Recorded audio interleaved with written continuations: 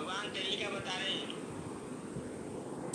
मन को जैसे हम संसार में लगाते हैं, संसार से में लगाने की विद्या हमको आती है और संसार की याद हमको फिर स्वाभाविक अपने आप आने लगती है।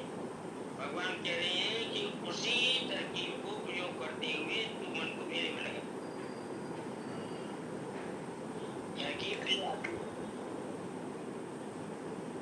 तरकीब बताने की जरूरत नहीं, सबको पता है।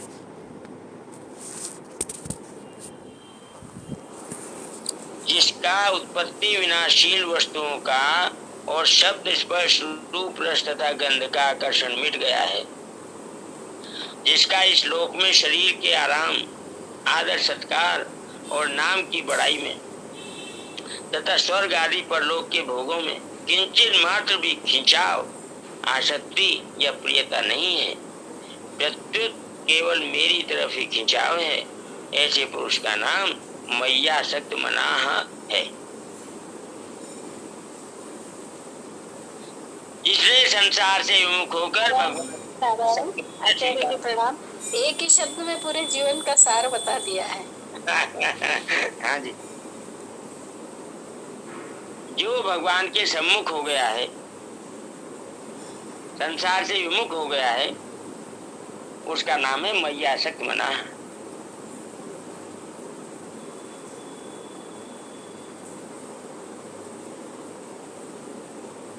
साधक भगवान में मन कैसे लगाए जिससे वे मय्यासक्त मनाह हो जाए, इसके लिए दो उपाय बताए जाते हैं। पहला, साधक जब सच्ची नियत से भगवान के लिए ही जप ध्यान करने बैठता है, शब्दों पे ध्यान देते रहिएगा। पहले तो वो साधक होना चाहिए। साधक कौन होता है? जो संसारी नहीं होता।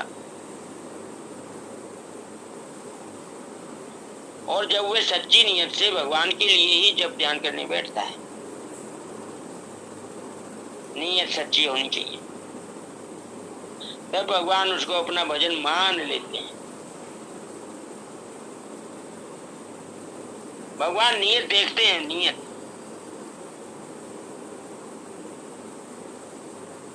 सच्ची नियत से बैठा है तो भगवान उसको मान लेते हैं। प्रणाम आचार्य जी। जी, साधक अशरीरी होता है, यानी मैं शरीर नहीं हूँ, ये बात तो मान के चलता है शुरू से। हाँ, साधक शरीर की मुख्यता नहीं रखता, साधक स्वयं की मुख्यता रखता है। हाँ, स्वयं की मुख्यता तो अशरीरी हुआ ना, साधक अशरीरी होता है ना। अशरीरी होता है, शरीर को मुख्यता नहीं देता, वही अशरीरी है। हाँ, स्वयं में जो स्वयं में स्थित है वही साधक है। जो स्वयं को मुख्यता देता है, जो स्वयं में स्थित रहता है, वो साधक है। हाँ जी जी, बहुत सुंदर। आचार्य जी प्रणाम। जो एक बार साधक हो जाता है वो फिर संसारी नहीं होता है ना? हाँ, नहीं होता।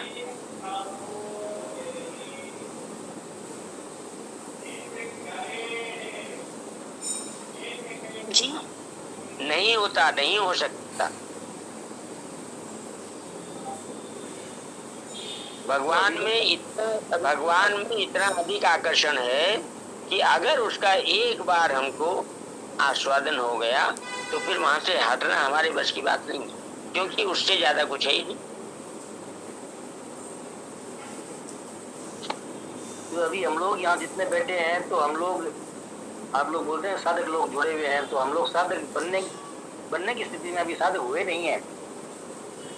साधक बनना और साधक होना, इसमें ज्यादा अंतराल की जरूरत नहीं है। साधक बनते ही साधक हो जाता है। जिसने निर्णय कर लिया, क्षिप्रम भवति धर्मात्मा, भगवान ने कहा है कि नहीं? जी जी जी। तो देरी का काम थोड़ी है। तो सब हम लोग सब अपने आप को साधक ही माने। साधक ही है। अरे हम जन्मजात साधक है। भगवान ने कहा ये साधन योनि है, ये कर्म योनि नहीं है। जी जी। अपने आप को आचार्य पहचानो। जी, हाँ जी, आचार्य जी जय श्री कृष्णा। जब भगवान की शरण में हम आ गए और हमारा भगवान की बातों में ही, भगवान की कहानियों में, किस्सों में, उन्हीं में मन लग रहा है, तो साधक तो है ना कि नहीं हाँ है? बिल्कुल ये पूछना चाह रही हूँ कि बिल्कुल हमें साधक। उनकी बातों में संसार का काम करते हैं, हम उकता के करते हैं, मतलब करते हैं, लेकिन ऐसा लगता है फिर चलो हमें तो अपना वो करना है, भगवान का काम, मतलब भगवान में रहना है, उधर गीता जी पढ़नी है, मतलब ऐसी प्रेरणा होती है। तो ये साधक है नहीं है हम? ये मैं पूछना चाह रही। बिल्कुल आचार्य जी साधक, प्रणाम। साधक ही आचार्य है। जी प्रणाम। राम जी, हाँ, ठीक है। एक वाक्य कहना है। जितने साधक भाई बहन हमारे जुड़े हैं इस समय 135 दिखाई दे रहे हैं, एक में कितने जुड़े होंगे पता नहीं। ये सब साधक ही हैं। ऐसे कि जो साधक नहीं होगा वो यहाँ जुड़ी नहीं पाएगा, पकड़ के लाइए भाग जाएगा, एक दिन के बाद दूसरे दिन अबे नहीं करेगा। ये सब साधक हैं। सबको प्रणाम है, सबको प्रणाम।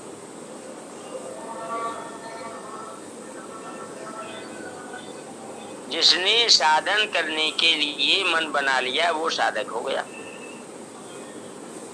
जो साधन में लग गया वो साधक हो गया।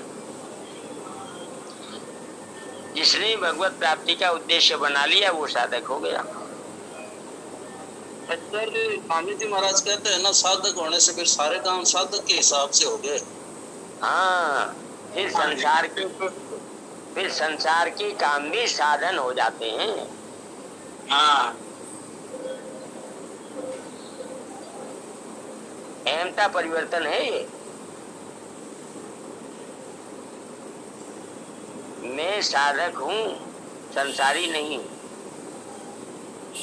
अब मेरी प्रत्येक क्रिया साधन है।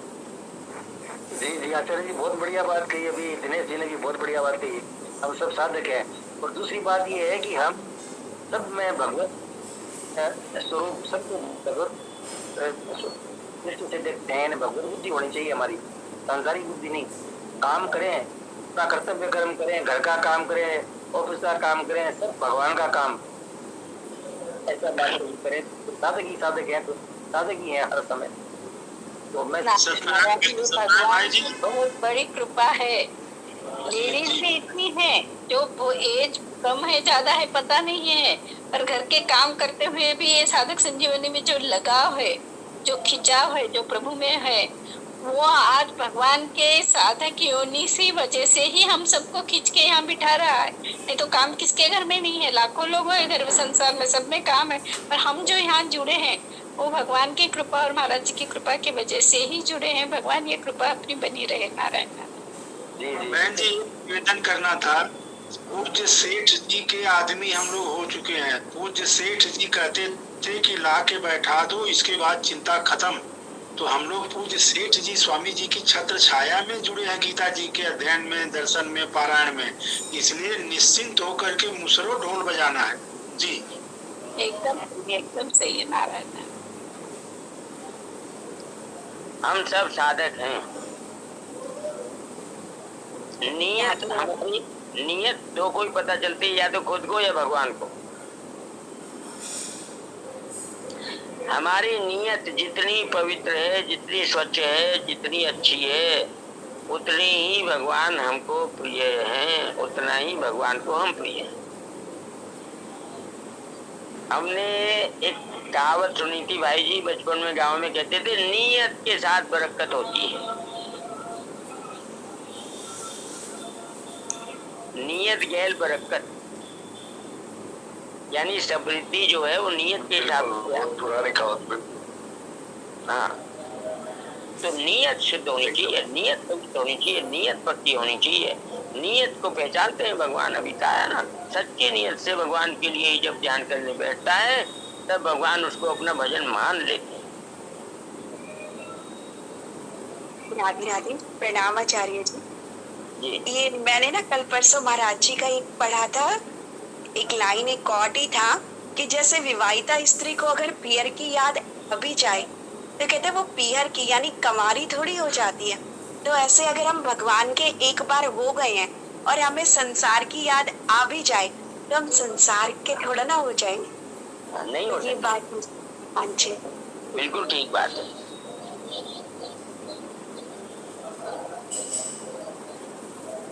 तो कहते हैं जैसे कोई धनी आदमी किसी नौकर से कह दे कि तुम यहाँ बैठो, कोई काम होगा तो तुम्हारे को बता देंगे। किसी दिन उस नौकर को मालिक ने कोई काम नहीं बताया, वह नौकर दिन भर खाली बैठा रहा और शाम को मालिक से कहा, बाबू मेरे को पैसे दीजिए। मालिक कहता है तुम सारे दिन बैठे रहे, पैसे किस बात? वह नौकर कहता है, बाबूजी सारे दिन बैठा रहा इस बात। इस तरह जब एक मनुष्य के लिए बैठने वाले को भी पैसे मिलते हैं, तब जो केवल भगवान में मन लगाने के लिए सच्ची लगन से बैठता है,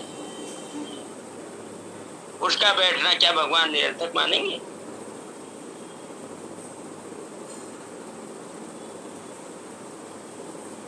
तात्पर्य यह हुआ कि जो भगवान में मन लगाने के लिए भगवान का आश्रय लेकर भगवान के ही भरोसे बैठता है, वह भगवान की कृपा से भगवान में मन वाला हो जाता है।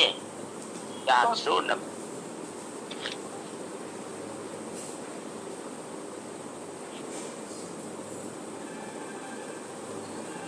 अपना काम भगवान के लिए बैठना है, आगे का काम भगवान की कृपा कर दे।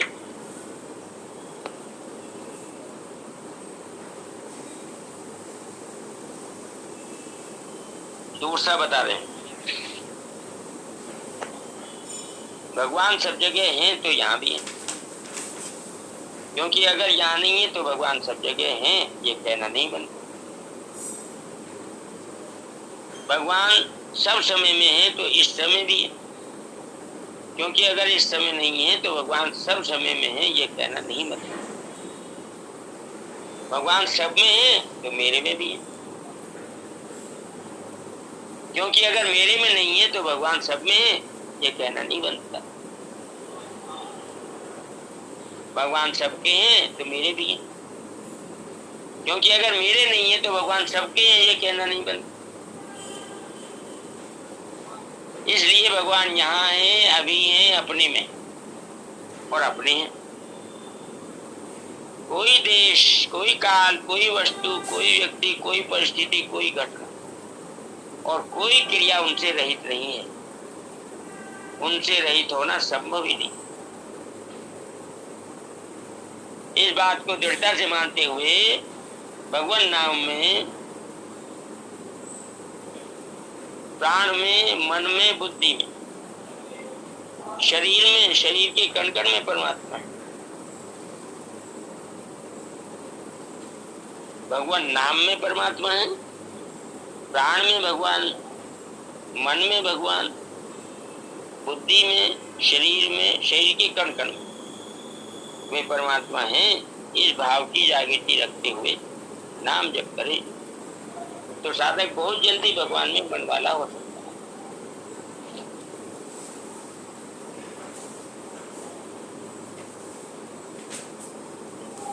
आचार्य जी राम राम। राम राम। खाली मया सक्त मना, इस पद की स्वामी जी महाराज ने की है। हाँ जी। इसमें नाम जब जो करते हैं वो भगवान में मन लगे। लिखा है कि भगवान इस भाव भगवान की जागृति रख नाम जब करे कि साधक बहुत जल्दी भगवान में मन वाला हो सकता है। सब जगह परमात्मा है, इस बात की जागृति रखते। भगवान नाम में ही हम मानते हैं भगवान है। आगे स्वामी जी महाराज ने कितनी बातें जोड़ी हैं। पहला नंबर है भगवान नाम में मानना है। दूसरी प्राण में, मन में, बुद्धि में, शरीर में, शरीर के कण कण में परमात्मा है। जैसे भगवान नाम में परमात्मा है, ऐसे ही प्राण में, मन में, बुद्धि में, शरीर में, शरीर के कण कण में परमात्मा है। इस भाव की जागृति रखते हुए नाम जप करे तो साधक बहुत जल्दी भगवान में मन वाला हो सकता है। नारायण नारायण। भगवान नाम में जो भगवान मानते हैं तो वो मेरे को ऐसा लगता है कि वो उसके रूप के लिए रहता है क्या, जिस नाम का अपन नाम स्मरण कर रहे हैं, तो वो रूप भाव मन में रहना है उसके लिए रहता है, या भगवान नाम में क्या रहता है? मुख्यतः मानते हैं, पर उसका थोड़ा सा खुलासा कीजिए। नाम के साथ रूप रहता ही है, नाम से अलग रूप रह ही नहीं सकता। हम भगवान के नाम का जो जप करते हैं उसमें अभी मानते हैं कि इसमें भगवान है और इन भगवान से मेरा परिचय है, मेरा परिचय हो जाएगा, मुझे अनुभव हो जाएगा, मुझे भगवान का दर्शन हो जाएगा, भगवान से मुझे प्रेम हो जाएगा। ये सब बातें मानते हुए हम दृढ़ता पूर्वक जब हम नाम जप करते हैं तो उस समय हम केवल नाम में ही भगवान को मानते हैं, प्राण में, मन में, बुद्धि में, शरीर में नहीं मानते। तो यहाँ कहा जा रहा है कि अगर हम इन सब में माने भगवान, भगवान नाम में परमात्मा है, प्राण में परमात्मा है, मन में परमात्मा है, बुद्धि में परमात्मा है, शरीर में और शरीर के कण कण में परमात्मा है, इस भाव की जागृति रखते हुए नाम जप करे तो साधक बहुत जल्दी भगवान में मन वाला हो सकता है।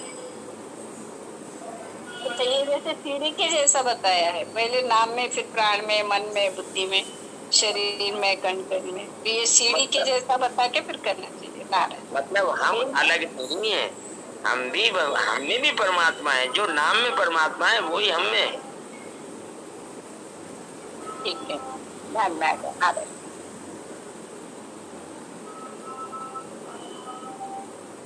आचार्य जी तुलसीदास जी महाराज ने लिखा है, देखिए रूप नाम आधीना, रूप ज्ञान नहीं नाम विहीना। हाँ जी, बिल्कुल यही बात है। अभी आपने बताया ना कि नाम में रूप हो गई, बिना रूप के नाम हो गए नहीं, वही है। अरे देखिए रूप नाम आधीना, रूप ज्ञान नहीं नाम विहीना। नाम जो होता है वो भाई जी रूप का ही तो होता है, किसका होता है फिर बताओ? बिल्कुल एकदम ठीक था। आचार्य जी रामचरितमानस में नाम की महिमा सबसे ज्यादा दोहे चौपाइयां हैं, इतनी किसी की नहीं है जितने नाम की। नाम बिल्कुल नाम की महिमा का जैसा वर्णन रामचरितमानस में हुआ है अन्यत्र नहीं है। और वैसे भी आचार्य जी किसी भी कोई संप्रदाय जो नाम की महिमा तो सभी संतों ने गाई है, जैसे मतलब किसी का जैसे बारे में तो, और दूसरा अपने जैसे मतलब सेठ जी ने कहा मेरे को सबसे ज्यादा नाम जब से और गीता जी से लाभ हुआ है। भाई जी का जैसे आता है कि भाई जी ने जब आरएसएस में जेल गए थे तो जेल में थे तो उस टाइम उतने मतलब उनके जैसे बात लगन नहीं थी, फिर भी उनको नाम की भी इतनी ज्यादा थी। तो वो फिर किसी को बोला मेरे को एक चौक या कुछ लाके दे दो, मैं जैसे दीवार पे ऐसे लिखता रहूं भाई मैंने कितना माड़ा फेरी है। तो फिर वो कोई कोयला लाके दे दिया तो फिर वो पूरी दीवार भर गई, कोयले से लिखी गई, उतना नाम जप करा तो बोला मेरे को बहुत ज्यादा लाभ हुआ था। भगवान में आकर्षण की पराकाष्ठा है, इतना आकर्षण और किसी में संभव नहीं जितना भगवान में है। तो जिन भगवान में आकर्षण है उनका नाम नहीं लेंगे तो और क्या करेंगे? किसका नाम लेंगे? जो वो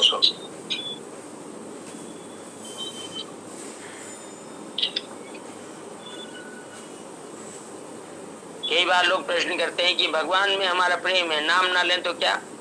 अरे नाम लिए बिना रह कैसे सकते हो अगर प्रेम है तो?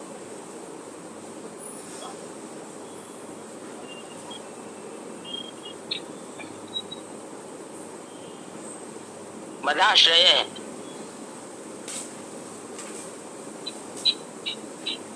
जैसे भाई जी तुलसीदास जी ने कहा ना, होए राम को राम जप, होए राम को नाम जप।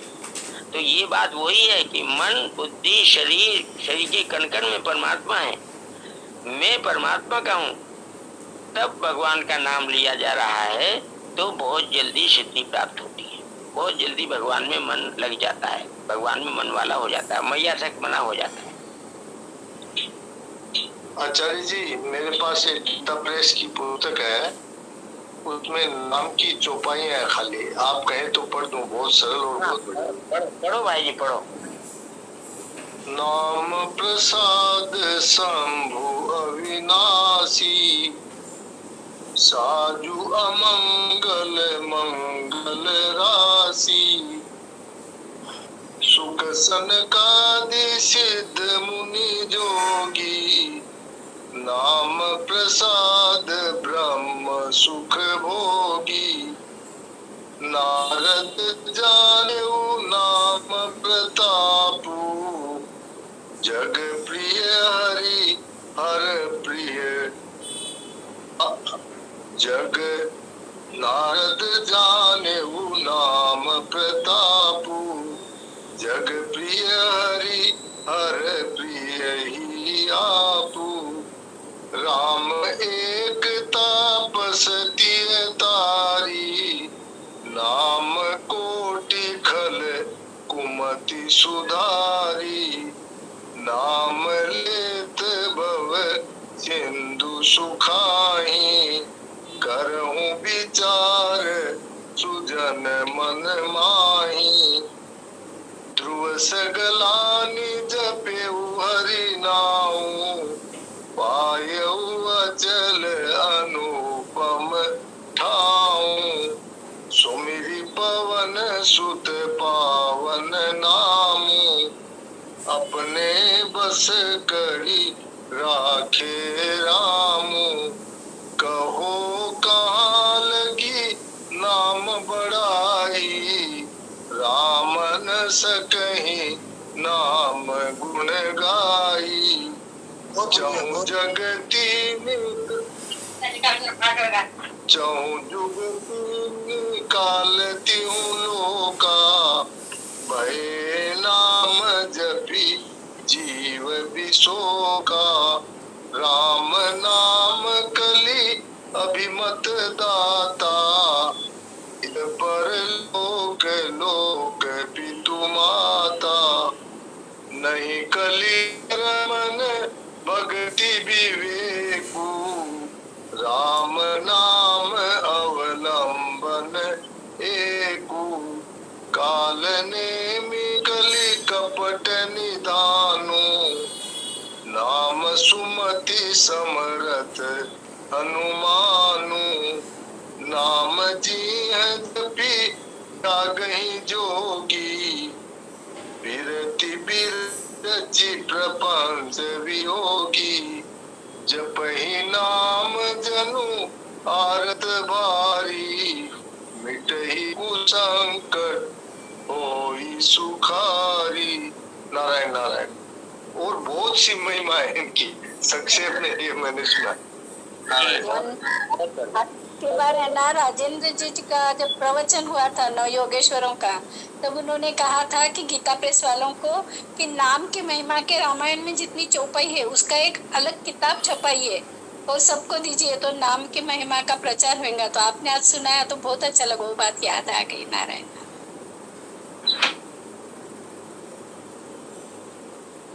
हाँ जी, बहुत सुंदर, बहुत बढ़िया सुनाया।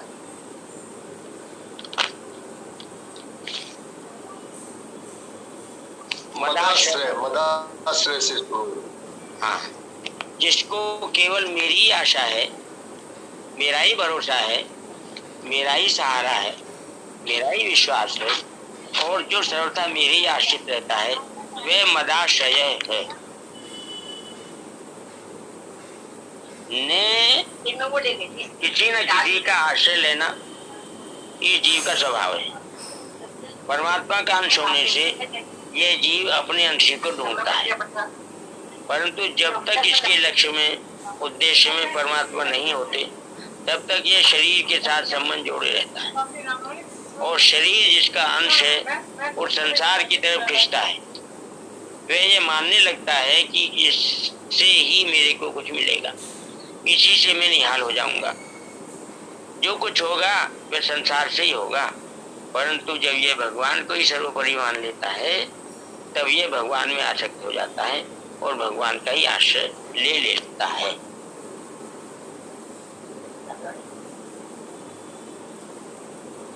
संसार का अर्थात धन संपत्ति वैभव विद्या बुद्धि योग्यता कुटुंब आदि का जो आश्रय है वह नाशवान है।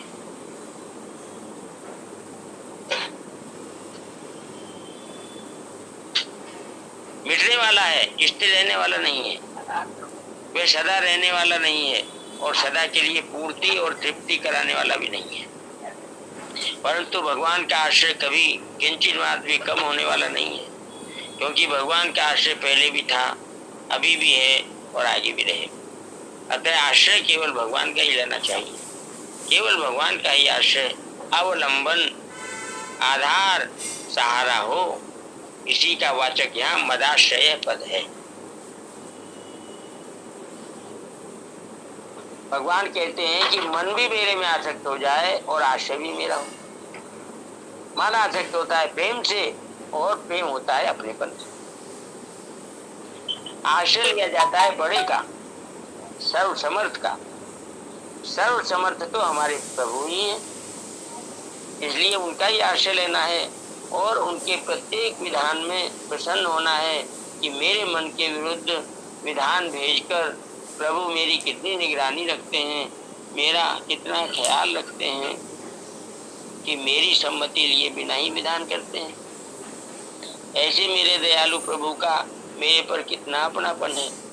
अतः मेरे को कभी किसी वस्तु, व्यक्ति, परिस्थिति आदि की किंचित मात्र भी आवश्यकता नहीं है। इस प्रकार भगवान के आश्रित रहना ही मदाश्रय होना है।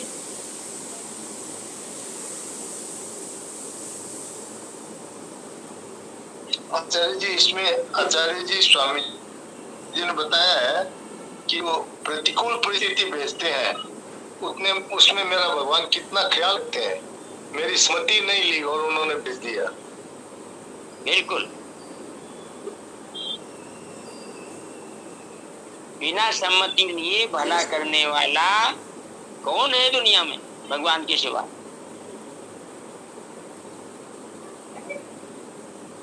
कोई नहीं है।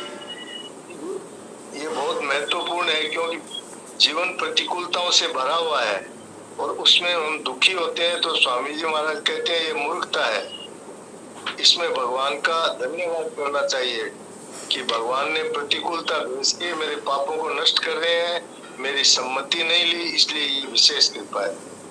ये बहुत विशेष बात है, ये खास बात है। इसमें भगवान की सुहृदता है। जी भगवान हमारे परम सुहृद हैं, बिना कारण कृपा करने वाले। योगम युंजन, भगवान के साथ जो स्वतः सिद्ध अखंड संबंध है, उस संबंध को मानता हुआ तथा सिद्धि असिद्धि में सम रहता हुआ साधक जप, ध्यान, कीर्तन करने में, भगवान की लीला और स्वरूप का चिंतन करने में स्वाभाविक ही अटल भाव से लगा रहता है। उसकी चेष्टा स्वाभाविक ही भगवान के अनुकूल होती है। यही योगम युंजन कहने का तात्पर्य है।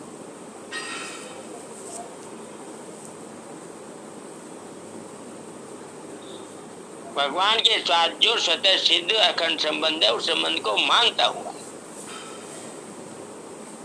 मानना मुख्य है, सिद्धि असिद्धि में सम रहता हुआ साधक अटल भाव से लगा रहता है। उसकी चेष्टा स्वाभाविक ही भगवान के अनुकूल होती है। वह कभी ऐसी कोई चेष्टा नहीं करता जो भगवान के प्रतिकूल हो। यही योगन युंजन कहने का तात्पर्य है। जब साधक भगवान में ही आसक्त मन वाला और भगवान के ही आश्रय वाला होगा, तब वह अभ्यास क्या करेगा? कौन सा योग करेगा? वह भगवत संबंधी अथवा संसार संबंधी जो भी कार्य करता है, वह सब योग का ही अभ्यास है। तात्पर्य है कि जिससे परमात्मा का संबंध हो जाए, वह लौकिक या पारमार्थिक काम करता है, और जिससे परमात्मा का वियोग हो जाए, वह काम नहीं करता है।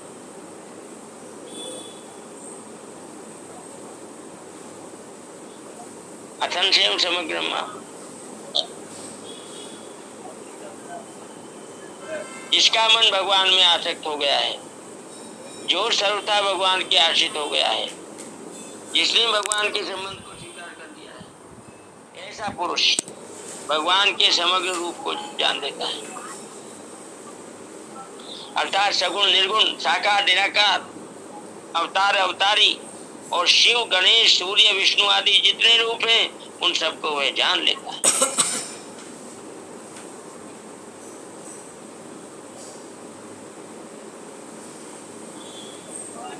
भगवान अपने भक्त की बात कहते कहते अघाते नहीं और कहते हैं कि ज्ञान मार्ग से चलने वाला तो मेरे को जान सकता है और प्राप्त कर सकता है, परंतु भक्ति से तो मेरा भक्त समग्र रूप को जान सकता है और इष्ट का अर्थात जिस रूप से मेरी उपासना करता है उस रूप का दर्शन भी कर सकता है।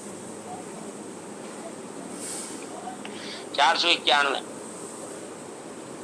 यथा ज्ञात सचि तच्छु। यहाँ यथा पद से प्रकार बताया गया है। टिप्पणी में कहा है यथा के लिए स्थूल से लेकर सूक्ष्म तक वर्णन करना, जैसे भूमि से जल सूक्ष्म, जल से अग्नि सूक्ष्म, अग्नि से वायु सूक्ष्म आदि, ये यथा कहने का तात्पर्य है। इस यथा अर्थात प्रकार का वर्णन इसी अध्याय के 4 से 7वें श्लोक तक हुआ। यथा पद से प्रकार बताया गया है कि तू जिस प्रकार जान सके वह प्रकार भी कहूंगा, और तत्पद से बताया गया है कि जिस तरह तुको तू जान सकता है उसका मैं वर्णन करता हूँ, सुन। तत् के लिए टिप्पणी है जो कुछ कार्य है संसार, संसार कार्य है, प्रकृति का कार्य है संसार, जो कुछ कार्य दिखता है उसमें कारण रूप से भगवान ही है। यह तत्व कहने का तात्पर्य है। इसका वर्णन इसी अध्याय के 8वें से 12वें श्लोक तक है।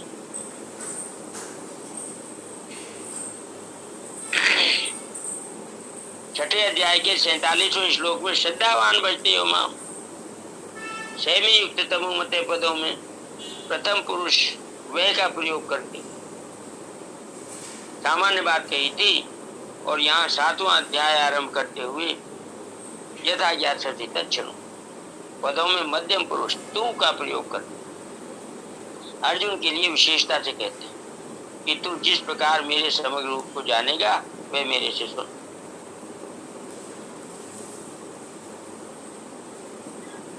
ये अंतरंग बात है, आमने सामने हो रही है।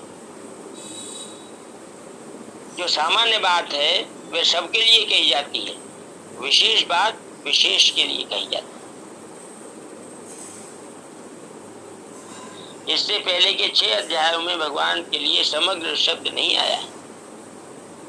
4थे अध्याय के 23वें श्लोक में यज्ञायाचर्ते कर्म समग्र प्रविलीयते पदों में कर्म के विशेषण के रूप में समग्र शब्द आया है, और यहाँ समग्र शब्द भगवान के विशेषण के रूप में आया है।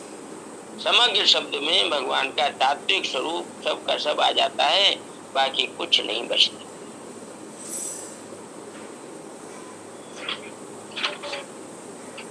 विशेष बात नारायण नारायण आचार्य अगले सत्र में रखेंगे विशेष बात करना। नारायण नारायण तात्विक मतलब? हाँ जी आचार्य जी पूछ रहे हैं बहन क्या? हाँ क्या पूछ भगवान रही? का तात्विक स्वरूप पता है ना? तात्विक मतलब तत्व से जानना। हाँ भगवान तत्व हैं और तत्व के अनेक प्रकार हो सकते हैं, रूप अनेक हो सकते हैं, तत्व तो एक ही होता है। ने क्वेश्चन क्यों कहा तात्विक स्वरूप मतलब? तात्विक तात्विक जो है जैसे सोना होता है, सोना तत्व है, और गहने जो है वो अनेक रूप है। ठीक है, अच्छा उदाहरण सब में आ गया। नारायण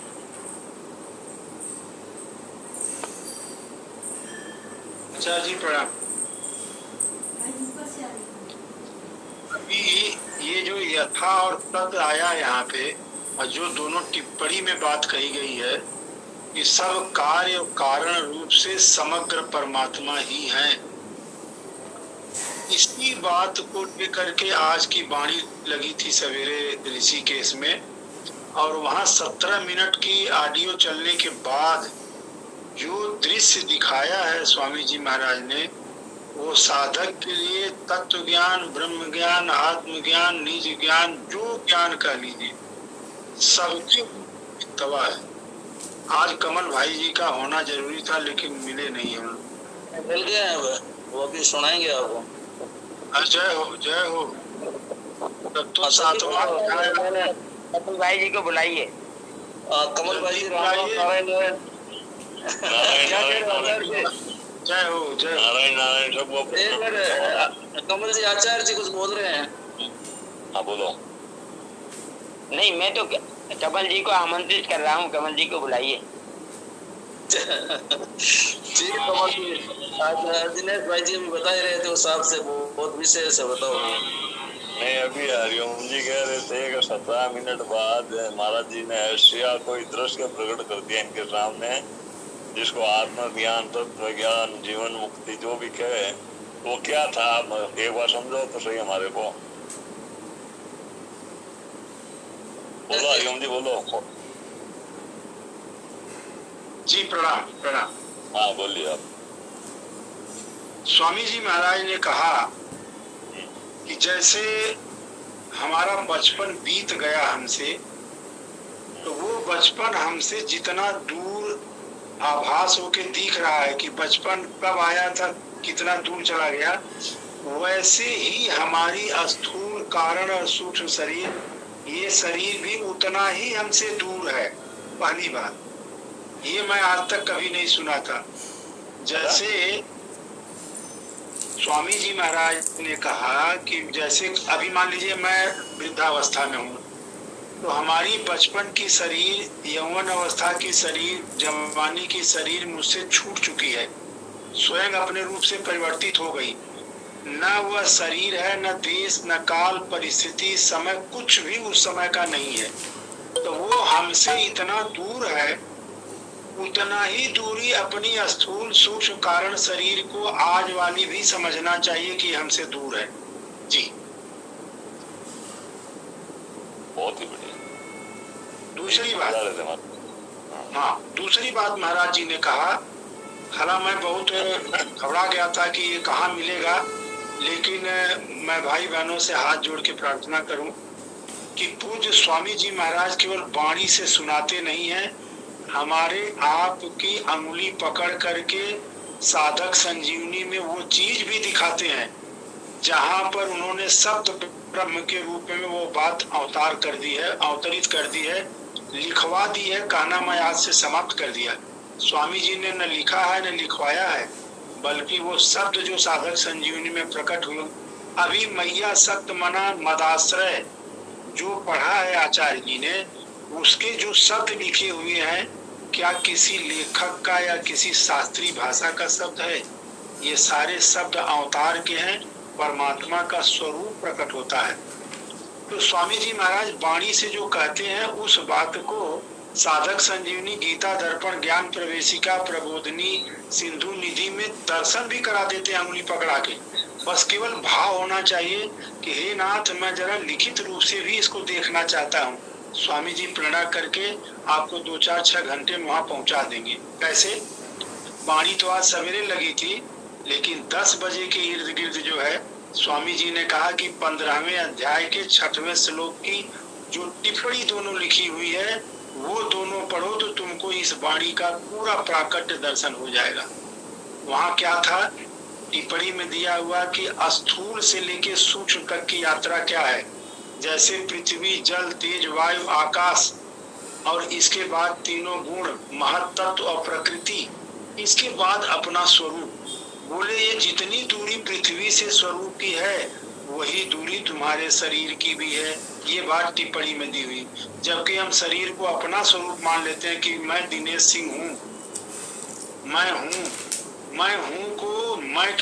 को अपने साथ जोड़ करके हूँ बना लेते हैं और कहते हैं कि मैं ही यही हूँ, जो दिख रहा वही मैं हूँ। और स्वामी जी ने आज की वाणी में इसकी दूरी स्पष्ट कर दी। और भी बहुत सी गहरी बातें हैं, लेकिन मेरे मन में जिज्ञासा एक भड़क रही, कमल भाई के मुख से आज हमको ये सुनना है कि वो तत्व ज्ञान की बातें, भगवत प्रीति की बातें, विवेक के द्वारा सत असत का कैसे। कमल जी आप सुनाओ, फिर थोड़ा समय हो रहा है तो आप बोलो, म्यूट कर लो। कमल जी आवाज आ रही है क्या? राम राम, नारायण नारायण। नारायण नारायण नारायण नारायण। बहुत बढ़िया बात बोल रहे थे आप ही हरिओम जी। आज सुबह प्रसंग यही चल रहा था प्रश्न तो आनंद जी ने किया महाराज कि ये विवेक हर समय जागरूक कैसे रहे। तो महाराज जी के विवेक जागरूक नहीं रहता है, आप इसको स्वीकार करो। विवेक इनकार नहीं करता है, मैं ही विवेक